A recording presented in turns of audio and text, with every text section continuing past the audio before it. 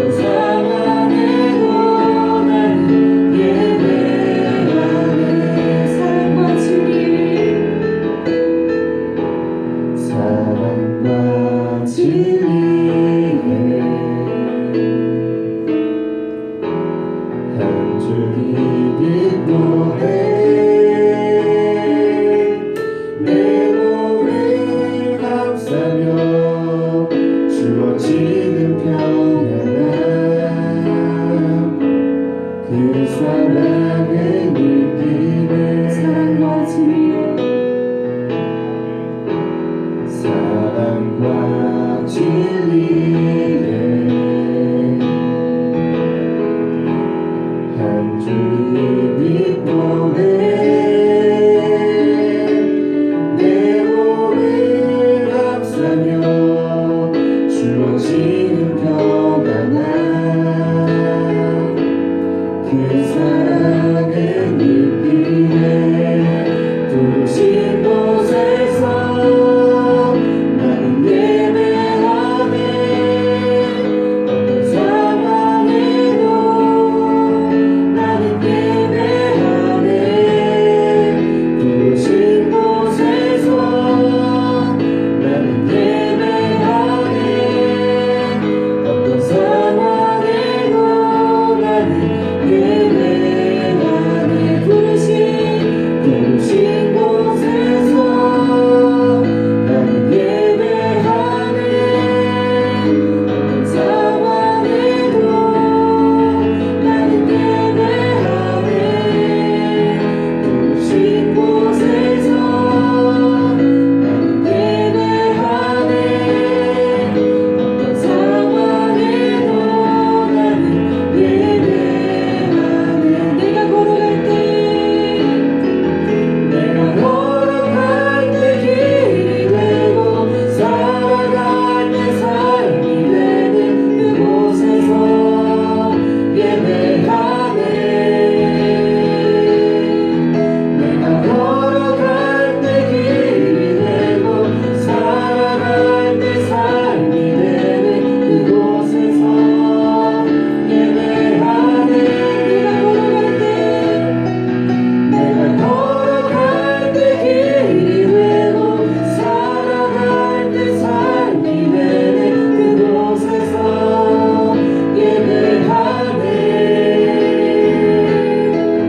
내가 걸어갈 때 길이 되고 살아갈 때 삶이 되는 그곳에서 예배하네 부르신 곳에서 나는 예배하네 어떤 상황에도 나는 예배하네 부르신 곳에서 나는 예배하네 어떤 상황에도 나는 예배하네 부르신 곳에서 나는 예배하네 어떤 상황에도 나는 예배하네 부르신 곳에서 나는 예배하네 어떤 상황에도 나는 예배하네 모든 시선을 주님께 드리고 살아계신 하나님을 느낄 때 내 삶은 주의 역사가 되고 하나님이 일하기 시작하네 모든 시선을 주님께 드리고 살아계신 하나님을 느낄 때 내 삶은 주의 역사가 되고 하나님이 일하기 시작하네 성령이 나를 변화시켜 모든 두려움 사라질 때 주의 일을 보겠네 황폐한 방향 가운데서 주님 마음 알게 되리 주님을 볼 때 성령이 나를 변화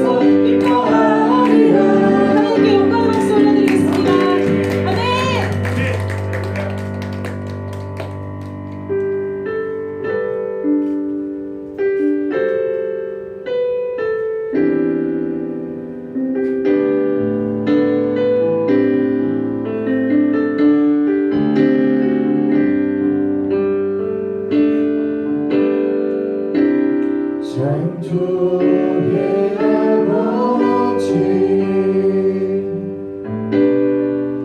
그 섭리 보이사 택하신 세대 일으키며 이 땅을 고치소서.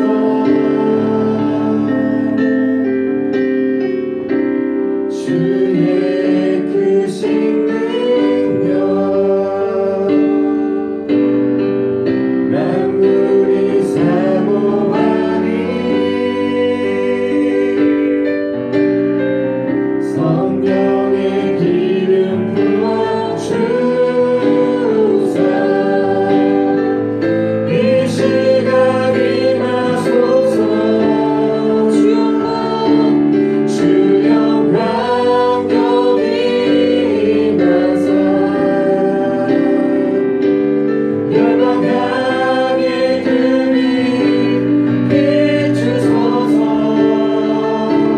주의 얼굴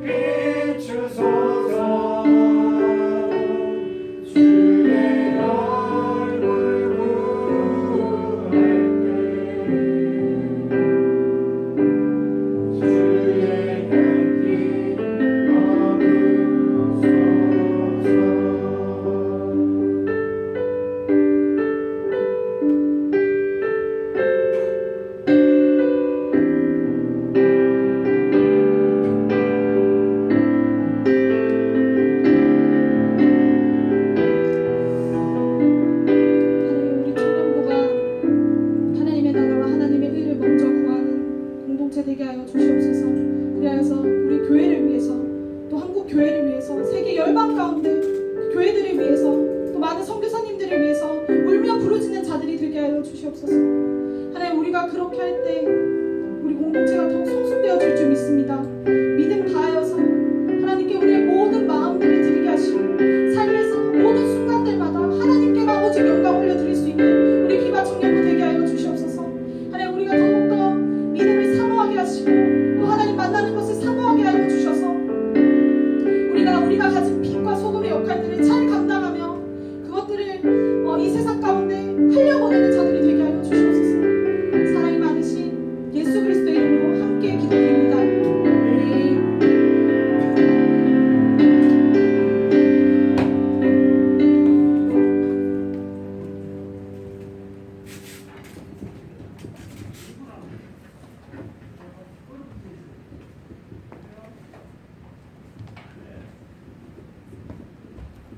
할렐루야, 반갑습니다. 우리 서로 인사 나누겠습니다. 비바 청년부 사랑하고 축복합니다. 반갑습니다. 우리 서로 인사 나눕시다. 반갑습니다. 오늘 예수식 경사 안 갔어요? 반갑습니다. 어쨌든 반갑습니다. 예, 우리 또 같이 예배드리게 돼서 기쁨으로 생각합니다. 우리 잠깨비 계속되고 있습니다. 이번 주간에는 10장, 11장, 12장, 잠언 10장, 11장, 12장을 열심히 읽으시면 되겠고요. 오늘 말씀은 11장 말씀으로 함께 말씀을 묵상하도록 하겠습니다. 구약성경 잠언 11장 1절에서 31절까지 말씀 함께 말씀을 읽습니다. 구약성경 921면 잠언 11장 1절에서 31절까지 말씀입니다. 한 절씩 말씀을 번갈아서 읽겠습니다. 속이는 저울은 여호와께서 미워하시나 공평한 추는 그가 기뻐하시느니라. 그만이 오면 욕도 오거니와 겸손한 자에게는 지혜가 있느니라. 정직한 자의 성실은 자기를 인도하거니와 사악한 자의 패역은 자기를 망하게 하느니라. 재물은 진노하시는 날에 무익하나 공의는 죽음에서 건지느니라. 완전한 자의 공의는 자기의 길을 곧게 하려니와 악한 자는 자기의 악으로 말미암아 넘어지리라. 정직한 자의 공의는 자기를 건지려니와 사악한 자는 자기의 악에 잡히리라. 악인은 죽을 때에 그 소망이 끊어지나니 불의의 소망이 없어지느니라. 의인은 환난에서 구원을 얻으나 악인은 자기의 길로 가느니라. 악인은 입으로 그의 이웃을 망하게 하여도 의인은 그의 지식으로 말미암아 구원을 얻느니라. 의인이 형통하면 성읍이 즐거워하고 악인이 패망하면 기뻐 외치느니라. 성읍은 정직한 자의 축복으로 인하여 진흥하고 악한 자의 입으로 말미암아 무너지느니라. 지혜 없는 자는 그의 이웃을 멸시하나 영천한 자는 잠잠하느니라. 두루 다니며 한담하는 자는 남의 비밀을 누설하나 마음이 신실한 자는 그런 것을 숨기느니라. 지략이 없으면 백성이 망하여도 지략이 많으면 평안을 누리느니라. 타인을 위하여 보증이 되는 자는 손해를 당하여도 보증이 되기를 싫어하는 자는 평안하니라. 유덕한 여자는 조문을 얻고 근면한 남자는 재물을 얻느니라.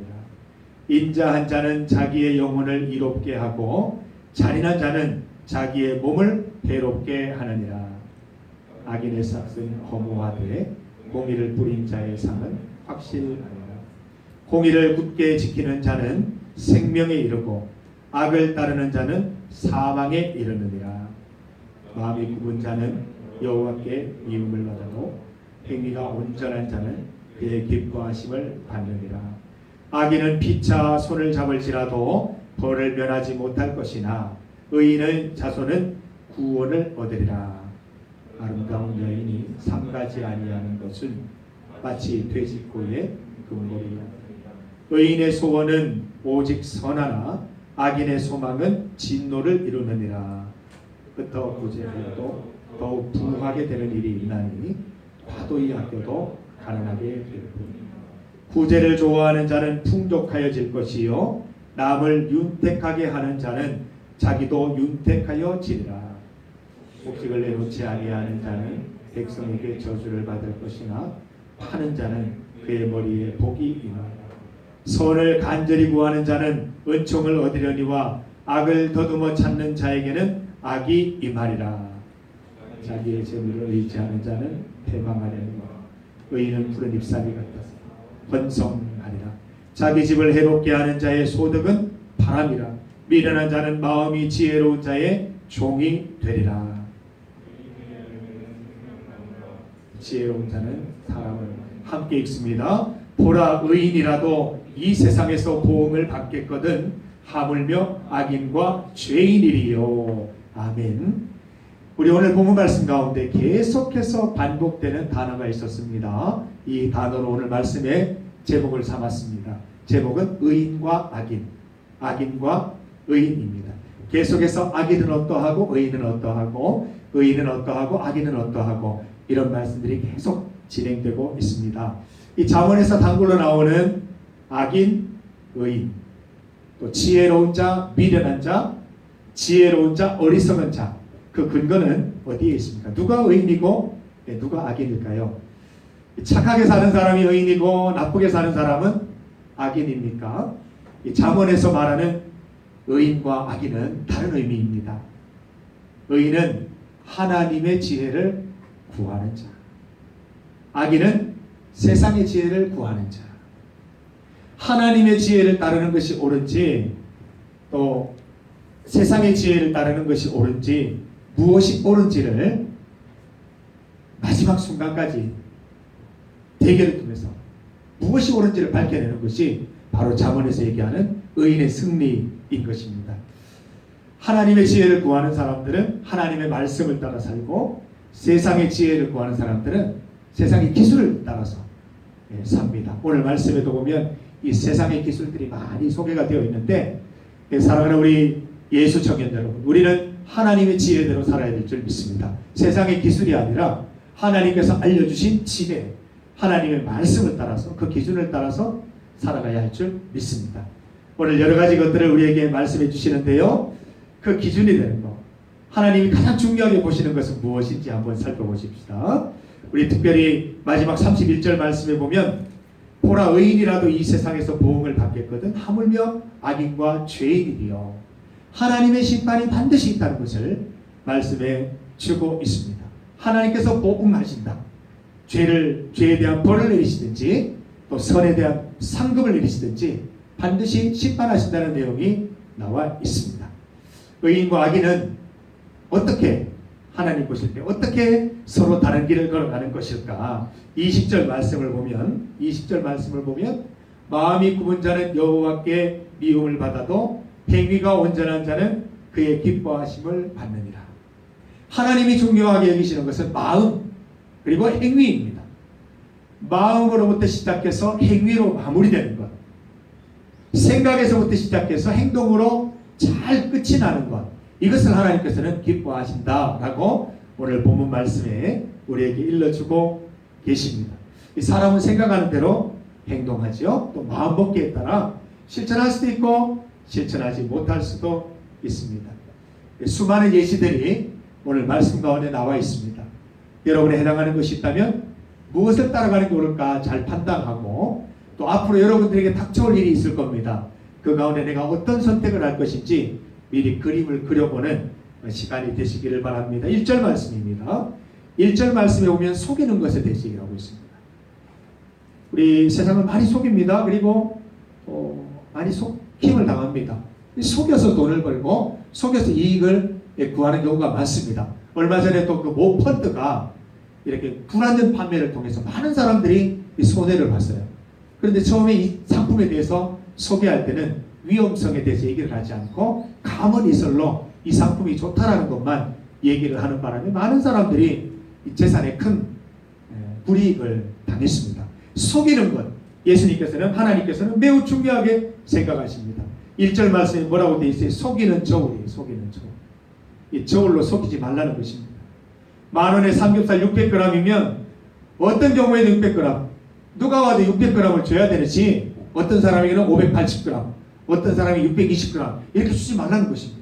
속이는 저울은 옳지 않다라고 말하는 것입니다. 사람을 차별하지 않고 모든 사람에게 똑같이 재어줄 수 있어야 한다고 말하고 있습니다. 이 저울은 속이면 이익이 있지요. 600g에 만원인데 580g 속이면 이익이 있습니다. 이익이. 그것 때문에 세상은 이걸 기술이라고 알립니다. 교묘하게 속일 수 있는 방법, 교묘하게 눈금을 속일 수 있는 방법을 알려줍니다. 고객들에게는 600g이라 보이지만 실제는 580g인 거예요. 이렇게 속이는 기술을 알려줍니다. 그러나 하나님께서는 분명하게 말씀하십니다. 하나님을 믿는 사람들은 속이는 저울을 사용하면 안 된다. 공평한 저울을 써야 한다라고 말씀하고 있습니다. 1절 말씀 보시면 속이는 저울은 어떻게 해요? 여호와께서 미워하신대요. 공평한 추는 그가 기뻐하신대요. 우리 삶의 목적은 사람들에게 기쁨을 주고 사람들의 미움을 받는 그 기준이 아니에요. 하나님이 기뻐하시느냐?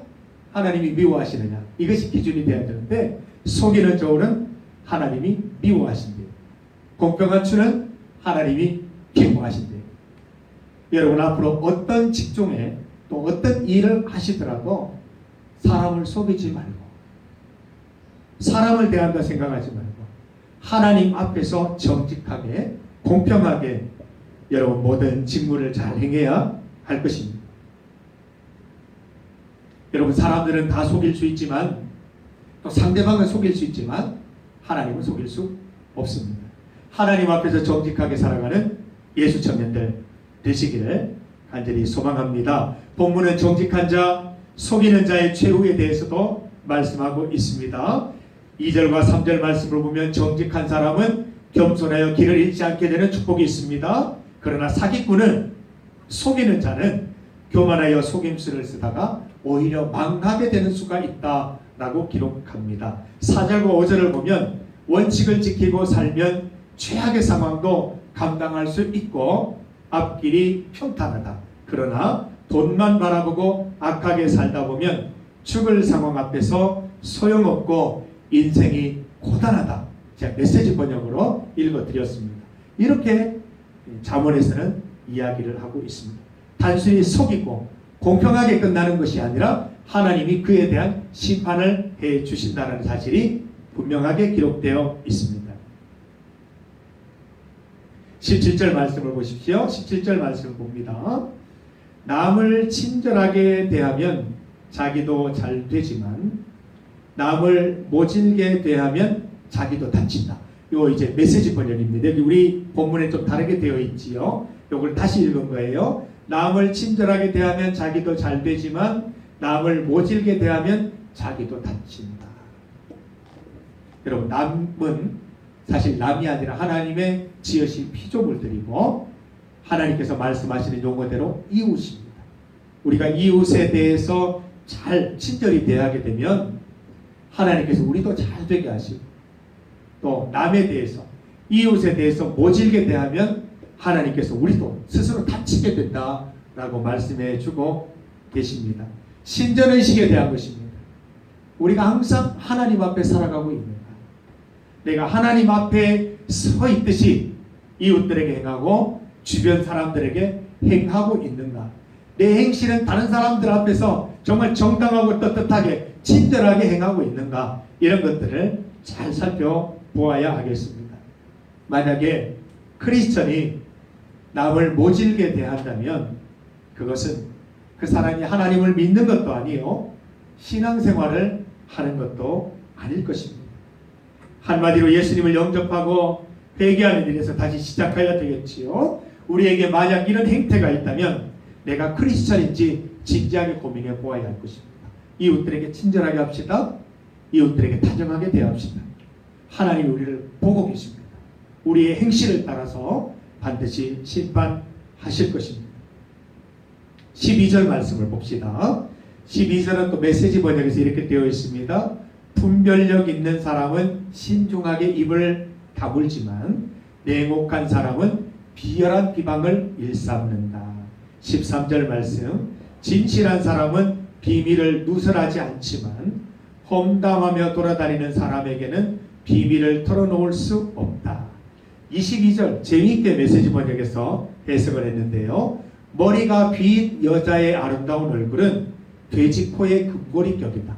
다시 얘기하면 머리가 빈 남자의 아름다운 얼굴은 돼지코의 금고리 격이다. 이렇게 되어 있습니다. 서로 어울리지 않는다는 것이죠. 아름다운 얼굴을 가진 여성이 머리가 텅 비어 있다는 것, 정말 어울리지 않는 일이라는 것을 우리에게 말씀하고 있습니다. 말에 대해서 얘기하시는 부분인데요. 이 말 한마디를 보면 그 사람을 알 수 있다는 것이죠.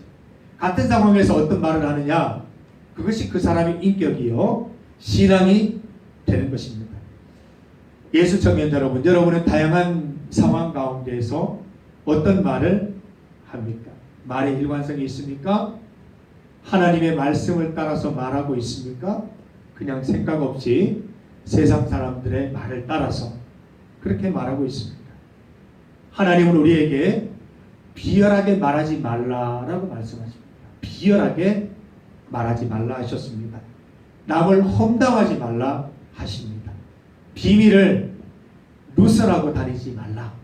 비밀을 발설하고 다니지 말라라고 말씀해 주십니다. 우리가 만약 비열하게 살고 비밀을 누설하고 뒷담화하며 살아간다면 성경 말씀과 관계없이 살아가는 것, 나는 크리스찬이 아니다 라고 말하는 것과 동일한 것입니다. 여기 오늘 본문 말씀에 아주 재미있는 말씀이 한 구절 있었지요. 22절 말씀, 우리 본문에는 아름다운 여인이 삼가지 아니하는 것은 마치 돼지코의 금고리 같다라고 했는데, 이 메시지 번역에서는 조금 더 강하게 표현을 했습니다. 머리가 빈 여자는, 머리가 빈 남자는 돼지코에 금고리를 다는 격이다. 이렇게 말씀하고 있다는 것입니다. 아름답지만 머리가 텅 비어 있는 사람, 분별해서 우리가 만나서는 안 될 것입니다. 우리가 그런 사람 되어서는 안 될 것입니다. 형식과 외모 가꾸기에만 시간을 쓰지 말고 이 내면, 말과 행실의 성숙을 위해서 시간을 쓰자라는 것입니다. 여러분이 머리를 지혜로 채우려면 어떻게 해야 될까요? 잠깨비, 잠언으로 우리 심령을 채워야 하는 것입니다. 제가 이 잠언 말씀을 읽으면서 좀 지혜를 참 많이 얻는데, 이 잠언 말씀 우리가 잘 읽게 되면 머릿속에 지혜가 가득하게 되는 것입니다. 말씀을 잘 읽으시고 말씀을 깊이 생각하고 마음을 세우고 그대로 실천하는 것이 매우 중요할 것입니다. 우리가 하나님의 말씀을 내 삶과 무관하게 살아가면 머리가 텅 빈 사람밖에 될 수 없습니다. 그러나 이 하나님 말씀을 내 삶 속에 계속해서 적용하면서 실천하고자 애쓰면 내 머릿속이 꽉 찬 인생을 살아갈 수 있을 것입니다. 29절 말씀입니다. 29절 말씀을 보면 우리 본문에 이렇게 되어 있어요. 자기 집을 해롭게 하는 자의 소득은 바람이라. 미련한 자는 마음이 지혜로운 자의 종이 되리라. 메시지에는 이렇게 되어 있습니다. 자기 가족을 착취하거나 학대하는 자의 손에 넘기는 것은, 학대하는 자의 손에 남는 것은 한줌 바람뿐. 상식의 소리를 들어보아라. 그런 삶이 얼마나 어리석은지. 요즘 TV나 매스컴을 보면 가족을 학대하는 보도들이 한 번씩 나옵니다. 자녀를 학대하거나 심지어는 어린 자녀를 방치해서 죽음에 이르게 하거나, 반대로 부모를 학대하거나 또 심지어는 부모를 죽이거나 하는 그런 보도들이 한 번씩 나와서 우리를 놀래킬 때가 있습니다. 가족에 대해서 학대하면 안 되는 것입니다. 가족을 사랑할 수 있어야 됩니다. 혹시 우리가 그런 가정에서 자라났다 하더라도 우리는 절대 결코 그렇게 자라나지 않도록, 그런 삶을 살지 않도록 절실하게 노력을 해야 되는 것입니다. 저는 어릴 때 아버지한테 많이 맞았습니다. 이 회초리로 종아리를 많이 맞았습니다.